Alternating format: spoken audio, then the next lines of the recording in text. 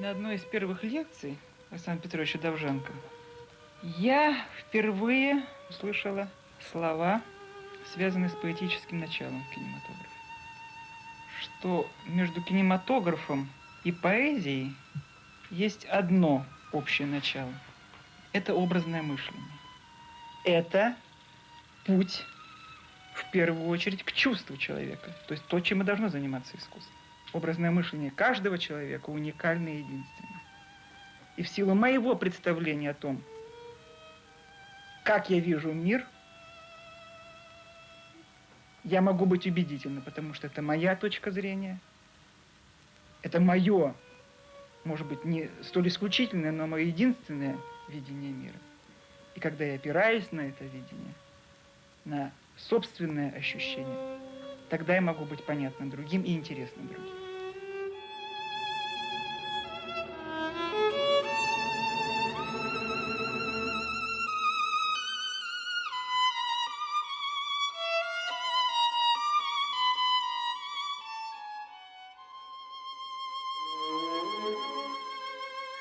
Повішу колиску над ялину і сама помандрую на Вкраїну.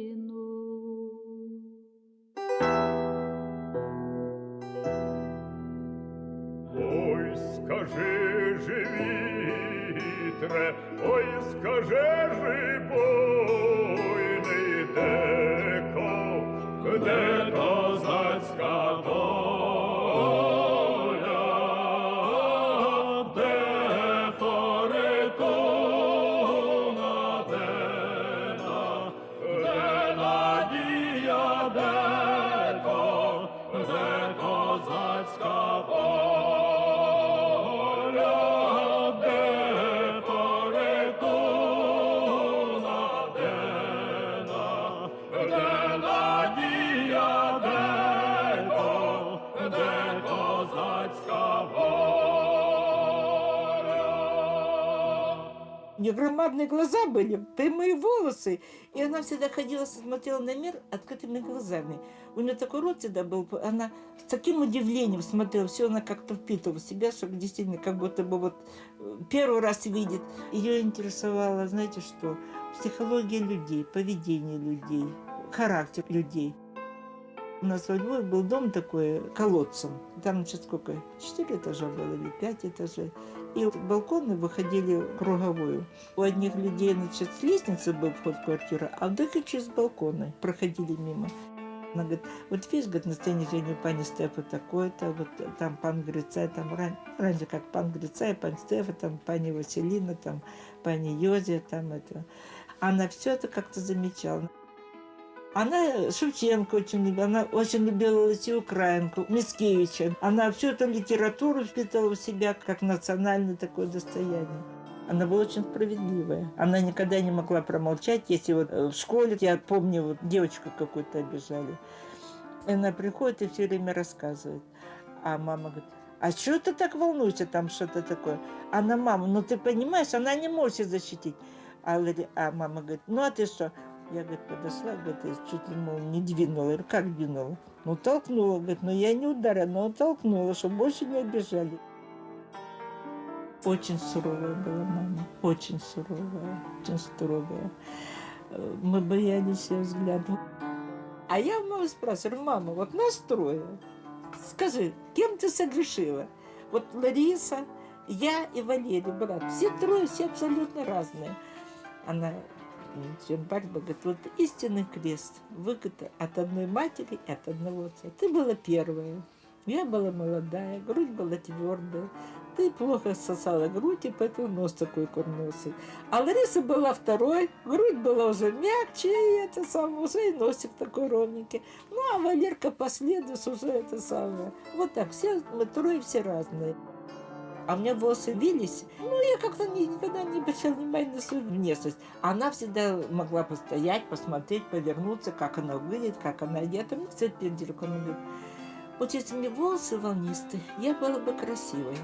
А я говорю, Лариса, давай поменяемся. Ты мне свой нос, а я тебе свои волосы. Она, Да нет, лучше я со своими волосами буду. Отказалась. Помню, Лариса поехала поступать в Авгик, так мама ей со школьной формы перешила там какое-то платье, значит, туда сделала какие-то вязаные манжеты белые, это что такое. Ну, в общем, нищета, конечно, полная была. Но, тем не менее, как Лариса говорит, мы бедные, но гордые.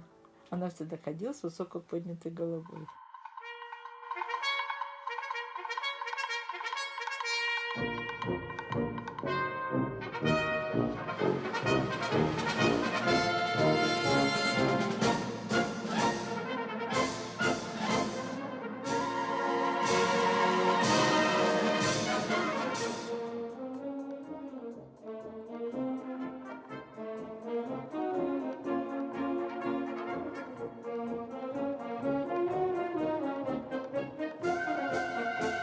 Конкурс был огромный. Многие вообще не ехали, даже не пытались. Ну, в ГИК там вообще. Помню, какие там были ужасы. Какая была в приемную комиссию, это очередь, свалка. Тавризян, который орал на всех, потому что он был председатель приемной комиссии. И я писала, в результате я писала рецензию, вот нужна работа по фильму, с этим курсом, вот где Шипитько, где Отар и Селяне, вот этот самый курс, с режиссерами. А потом у них же были все национальности, у них 16 национальностей было на курсе. И в результате Довженко взял вот этих самых выразительных, по типу выразительных. Ну, украинцев было несколько, конечно, а остальные были все очень запоминающиеся. Женщин было половина, как ни странно, почти половина. Это редко бывает на режиссерском. Ну и потом вообще они его обожали. Довженко идет, Довженко издалека. Реально идет Довженко вообще. Вообще были тогда вот такие небожители. Довженко собрал нас со всех уголков, можно сказать, земли. У нас были только перечисление названий национальностей.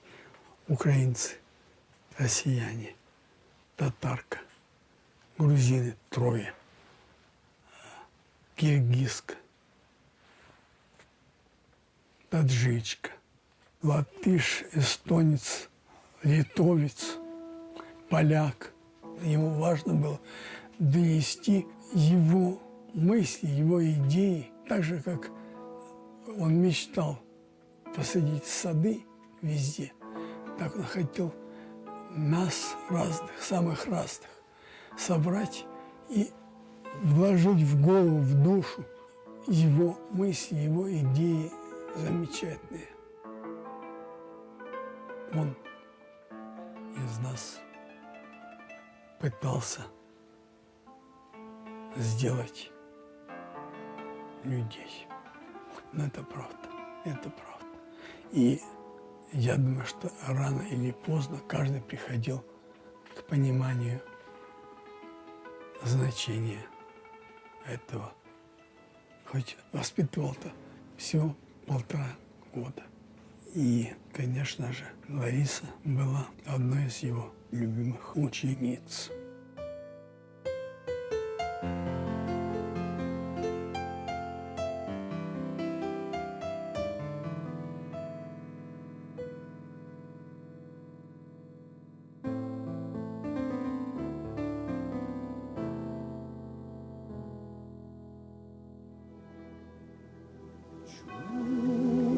Чуешь, брате мій, товаришу мій,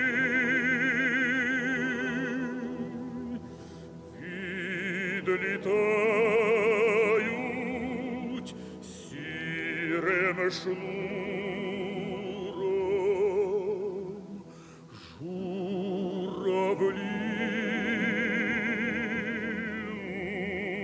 у вирі, кличуть круг,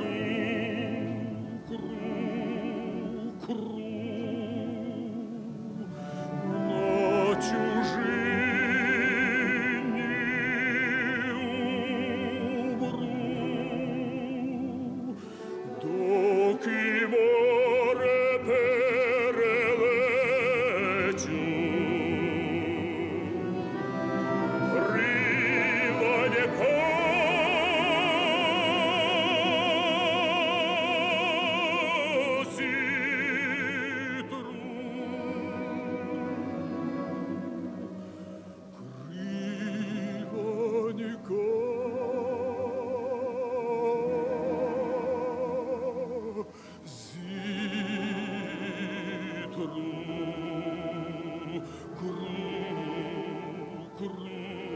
Они же еще потом похоронили и доцента Нижнего, который у них преподавал. И потом умерла преподавательница актерского мастерства. И Кубовская. У них за первые 2 года умерли все преподаватели. Они остались бесхозные.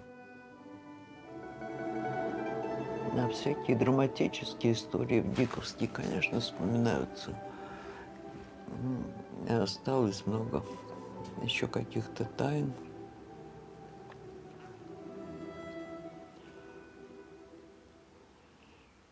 Но Лариса была от Довженко, научившийся пафосный такой. Теперь это называется пафосно. На самом деле, конечно, к пафосу это не имеет никакого отношения, но такая довженковская возвышенность. Это я объясняла недавно как раз кому-то. От песни «Дивлюсь я на небо, да и думку катая». И Ларисина такое вообще мироощущение, все с этим связано.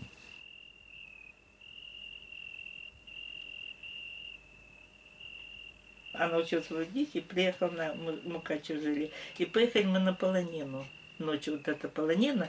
Внизу поляна, вверху горы, и луна прямо светит. И что вы думаете, я никогда не думала, что всю ночь вот можно просидеть, вот так вот просмотреть. И вот у нас была большая компания, мы, конечно, вино пили белое, сало жарили на этих самых, на ветках, потому что на хлеб капали, вот эта закуска у нас была.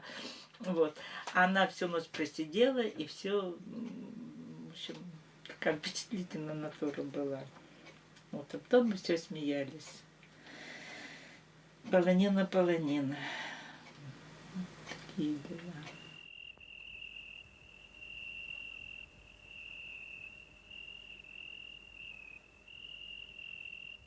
Вот как художник, ее дорога заключалась в том, что она шла к каким-то самым глобальным вещам. В этом отношении вот это она была единственная наследница Довженко, потому что и Довженко был такой же глобалист, который очень любил свою Украину, но даже когда рассказывал об Украине, он все равно над ней поднимался, над ее реалиями и говорил только о самых каких-то больших, вечных общечеловеческих проблемах и явлениях. И говорил очень страстно, очень прямо и поэтично. Вот это, она чистый Довженко, в моем представлении, единственный, может быть, вот кто действительно пошел по его пути, унаследовал вот этот редкий для советского кино дар такого художника глобального мышления и таланта.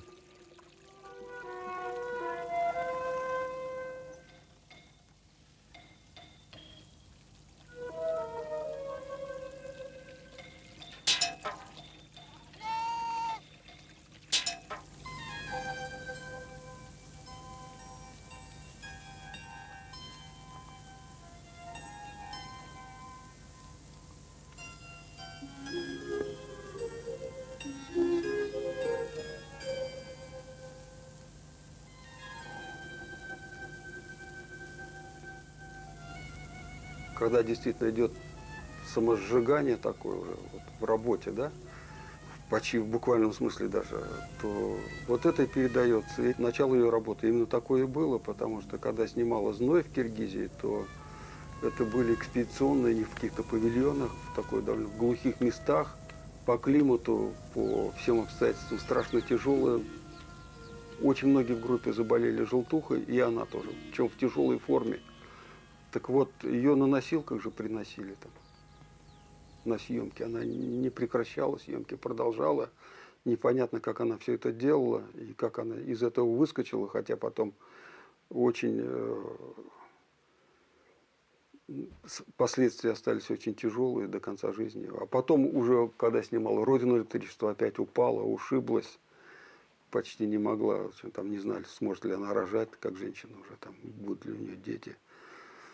И опять то же самое она через этот ад производственный, невыносимый совершенно, которым мужики бы и те бы нам застонали. И она просто прошла невероятно, как достойно, полностью отдавая, в общем, все буквально. Вот когда там говорят, что по капельке жизнь отдавала, она не по капле, а литрами отдавала. Тут вот тому делу, которое она служила.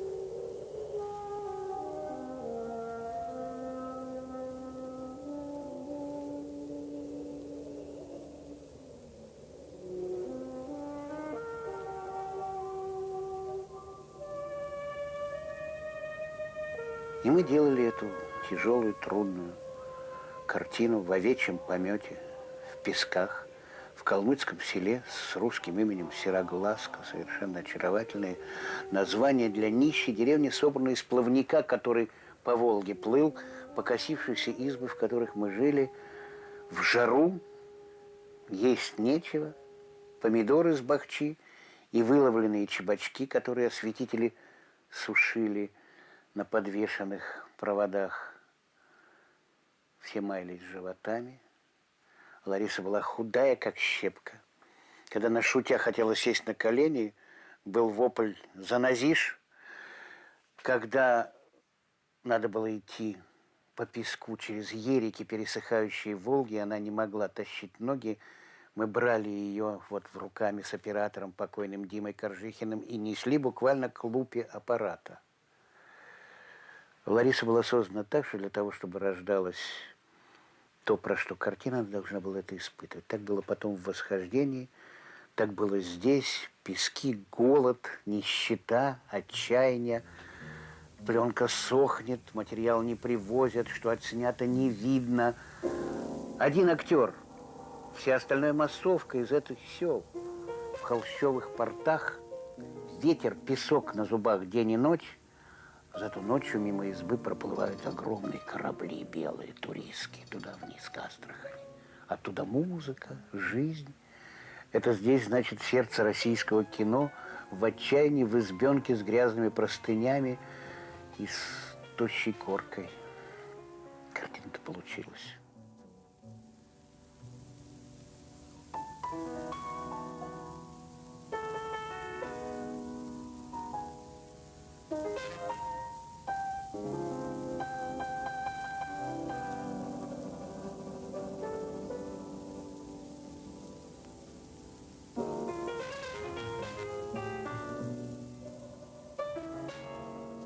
Она к работе относилась с предельной серьезностью, как, впрочем, и к жизни к самому. Очень скрупулезно и внимательно относилась к каждому человеку, за ним наблюдала и к самой жизни очень серьезно относилась, и чувствовалось, что каждый день это что-то, так сказать, особенное.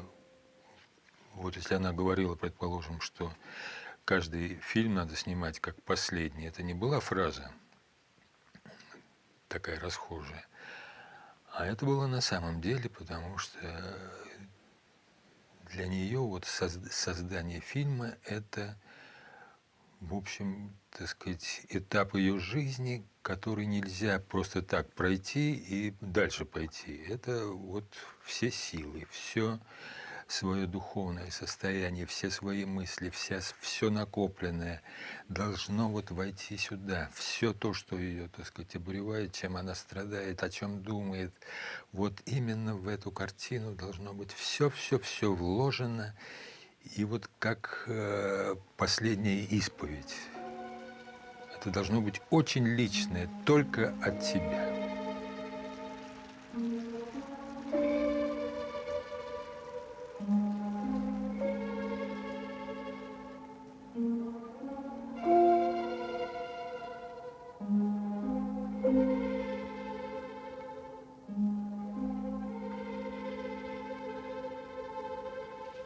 Митя!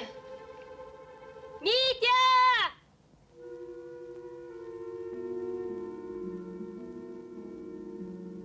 Митя, как нам теперь идти?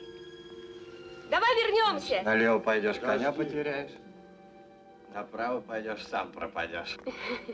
Как-то поступали богатыри. Что-то не припомню. Богатыри всегда шли прямо. Ну и дураки. Вот по этой дороге они и ушли, наверное. На них враги напали. Да нет, кто-то им сказал, что где-то жизнь полегче есть. А, и они поверили, да? Как видишь. И поплатились. Там их искусство вымерло, камень-то ведь здесь остался. Как обидно.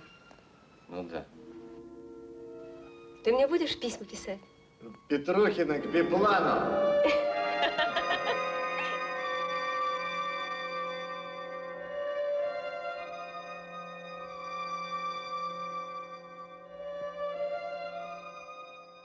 Вот она бралась за самое больное, за самое серьезное, за самые какие-то глубокие и сложные нам вещи.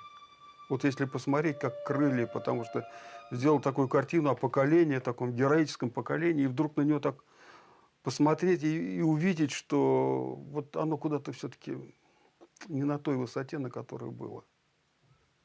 Как об этом сказать? Ну, кто про это мог сказать? Это даже, ну, и вот писатель-фронтовики, которые через это прошли, я не помню, чтобы они очень как-то высказались на эту тему. Не нравится тебе твоя мать? Конечно. Серая, необученная. В дом интеллигентный привезти стыдно. Солдатня. Ма, я ведь не об этом. Пусть другие. Это по-вашему, Тань. А я этих слов никогда и не знала. Пусть другие. Я всю жизнь работала и за себя, и за других. Где прикажут, не разбиралась. И за себя, и за других. И ни о чем об этом не жалею. Слышишь?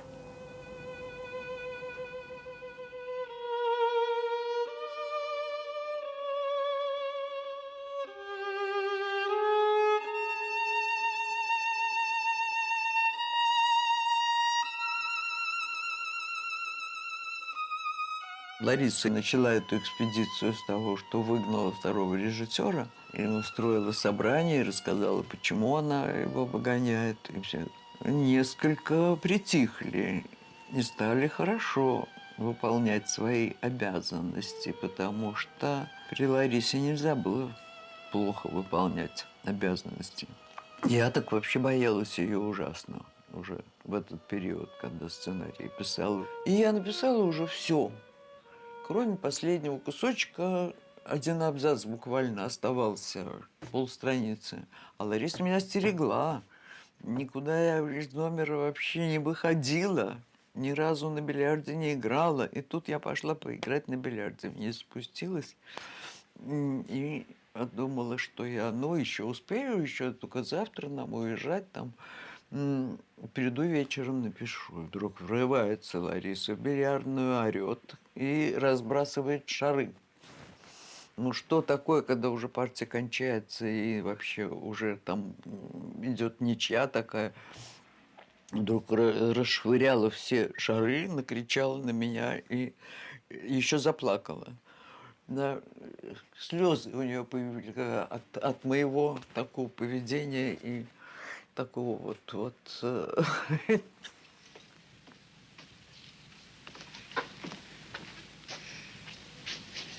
Какое вы имеете право из-за меня вытворять такое?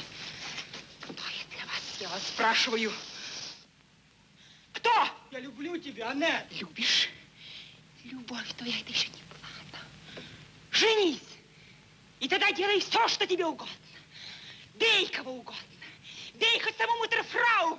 Я тебе еще сама помогу в этом. Сама! Это вызывало уважение, но и некоторую отчужденность. Недаром ее называли «железный ветер». Она как ураган входила, и сразу обстановка менялась. То, что внутри ее наполняло, красота ее, размашистость поведения меняла мгновенно атмосферу. Илем, когда привел Ларису домой познакомиться с родителями, ей тогда было 25, я был потрясен ее красотой, она была очень красива там. И когда она ушла, Илем меня спрашивает, ну как? Я говорю, все, Это она.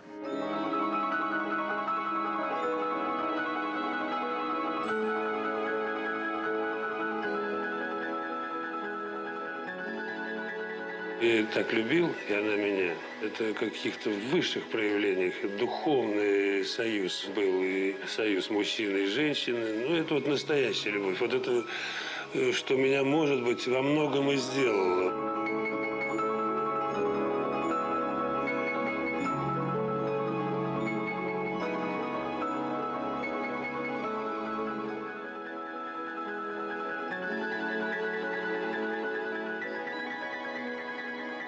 Таких пар больше не было. Пара уникальная, потому что там не было никакого доминирования ни с какой стороны. Там были два равнозначных магнита. Они развивались вместе как режиссеры. И они постоянно друг друга подзаряжали. Развитие одного не было бы возможным без другого. Нельзя снять сегодня вот картину так ради денег. Вы знаете, ну вот я так вот проходную сделаю картиночку. Ну вот здесь я с вами уступлю, вот здесь я что-то такое вот скажу, чего хотят. А вот в следующем фильме я вот наверстаю. Я вот все, что хочу, по полной мере. Как человек творческий, как художник, как гражданин, я все скажу. Ложь.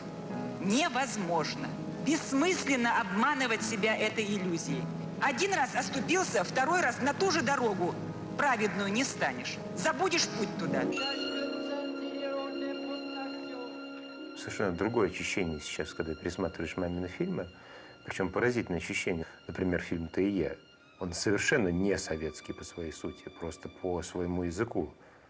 Это реально европейское кино того времени. Причем кино совершенно замечательное, которое, я считаю, это вообще самый, наверное, недооцененный мамин фильм.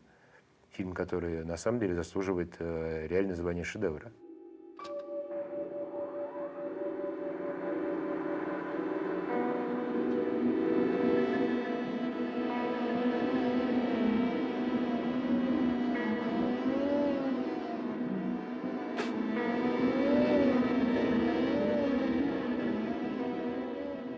Это об этом времени, уже наступающем времени застоя, почти наступившем уже, если так смотреть по хронологии. Она хотела показать, что вот действительно страна опускается на короче.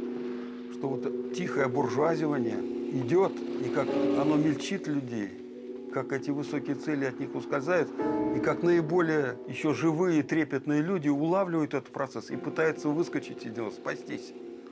Потому что происходило тогда в стране, то, что она так хотела, намечала сказать, никто к этому так близко не приближался. Никто. В кино, по крайней мере, точно. Bessie, it's rather urgent. I'm having a TV interview about my mom. There is a big documentary which they shoot about my mom, and they want to shoot you next week. An interview. А вот вы знаете, что вот Веселина есть, у Антона рассказывал, он, когда Лариса родила Антона, училась Веселина, болгарка. Она, значит, родила, и Лариса кормила Антона грудью, и эту девочку Веселину. И Антон сейчас часто едет в Болгарию к ним.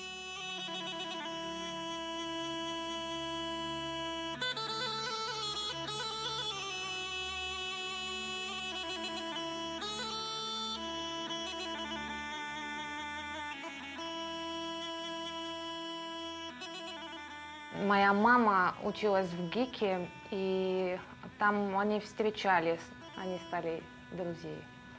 Так случилось, что я родилась здесь. И у мамы не было молока, и Лариса кормила меня грудью. Она моя молочная мама стала. И моя мама так ее любила, что хотела меня назвать Ларису. Ну, она не позволила и сказала: ты назови ее Веселина, как ее имя. Я помню последний раз, когда она была в Софии. Это было в 1978 году. Я было 4 лет. И мы с мамой пошли встретить ее в гостинице. Это было зимой. было очень холодно, и она очень так обнимала и очень радовалась меня увидеть. И я помню ее теплота ее помню. У нее глаза были такие теплые, любящие, она была просто полная жизнью. Мы пошли домой вместе с ней, и мои руки были очень холодные. И я помню, как она на горячей воду мыла мои руки, и потом целовала, чтобы стоплить мои руки. Так что это мой последний вспомин.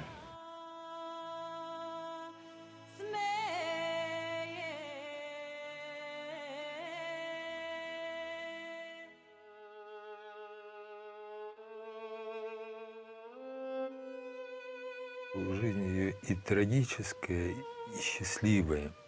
Счастливая в том смысле, что она с собой не разошлась внутренне в своем творчестве. Но это неизбежно и трагично, потому что человек вступает в опасный мир. Поэтому вот в интервью у нее все время же проскальзывает это. Я хочу, чтобы меня сын помнил по моей последней работе. Имелось в виду «Восхождение». То есть она уже априори считала, что это ее последняя работа. Но потом просто есть свидетели, которые говорили, что Лариса говорила, что вот 42 года, как и произошло, значит, это мой предельный срок.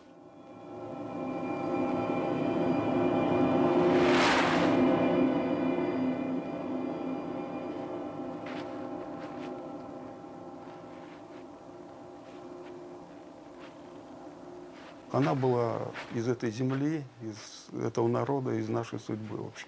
Очень к ней была глубоко привязана. Я ее всегда, в принципе, воспринимал, вот, хоть это режиссер, все равно как Зою Космеянскую. Верующей, преданной, глубокой, страстной, неуступчивой, абсолютно непродажной ни на копейку, ни на миллиграмм. Хотите спасти женщину, не потратившись? Не выйдет.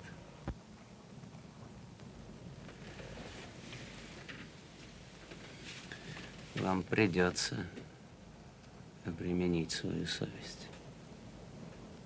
Теперь так или иначе придется.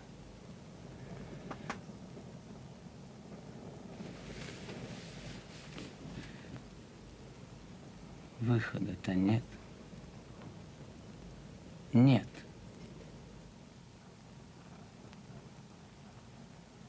Я не предам. Не предам. Есть вещи поважнее собственной шкуры.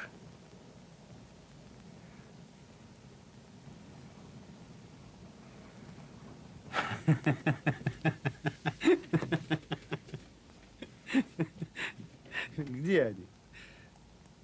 Ну что это? Из чего он состоит? Это чушь. Мы же конечны. Со смертью для нас кончается все. Вся жизнь, мы сами. Весь мир. Не стоит.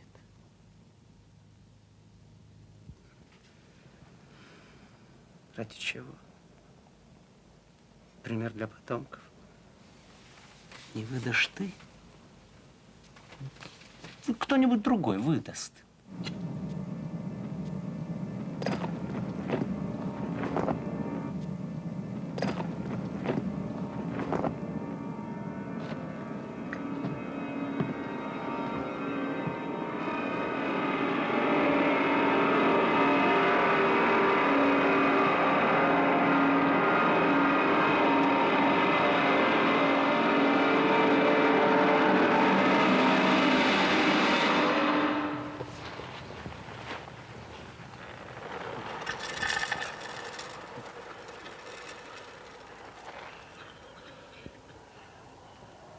Мне понадобилось снять детали рук детей, стариков, тех, кто ел зерно.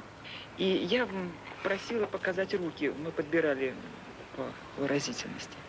И к моему ужасу я увидела, что почти все руки, которые показывали взрослые люди, а самое главное, дети, и женщины, у них все пальчики были в черных точечках. Я не поняла, что это такое. Я говорю, а почему у вас черные пальцы? И мне мальчик один, лет 12, сказал, ну это, говорит, мы отморозили, когда снимались 2 недели назад. Я говорю, а почему же вы не сказали, что вам холодно? Говорит, ну ведь актеры же работали тоже без перчаток. Ну как же мы могли одевать перчатки? Мы специально снимали, чтобы пережить то же самое, что пережил мой папа во время войны.